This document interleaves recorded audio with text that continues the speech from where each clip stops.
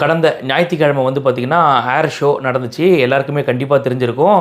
அதில் வந்து பார்த்திங்கன்னா கிட்டத்தட்ட 15 லட்சம் பேர் கலந்துருக்காங்க.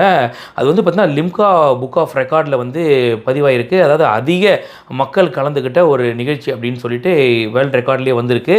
திமுகவின் ஆதரவாளர்கள், திமுகவின் கொத்தடிமைகள், திமுகவின் உடன்பிறப்புகள் அவங்கெல்லாம் வந்து பார்த்திங்கன்னா என்ன சூப்பராக நடந்துச்சுங்க.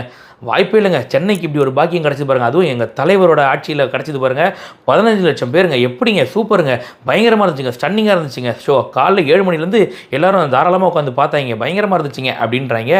அப்போ கேட்குறோம், ஏங்க இந்த ஒரு 5 பேர் செத்துட்டாங்களேங்க, அதெல்லாம் தெரியாதுங்க விடுங்க, அதெல்லாம் வந்து அடுத்த தடவை நாங்கள் சரி பண்ணிக்கிறோம் விடுங்க அப்படின்னாங்க. அடுத்த தடவை சரி பண்ணுறதுனா எப்படி 5லேருந்து 3 குறைச்சிருவீங்களா இறப்ப, எப்படிங்க சொல்கிறீங்க அப்படின்னு கேட்டதுக்கு, அதை விடுங்க எவ்வளோ பேர் நன்மை அடைஞ்சிருக்காங்க நீங்கள் அதை பாருங்கள் நீங்கள் அப்படின்றாங்க.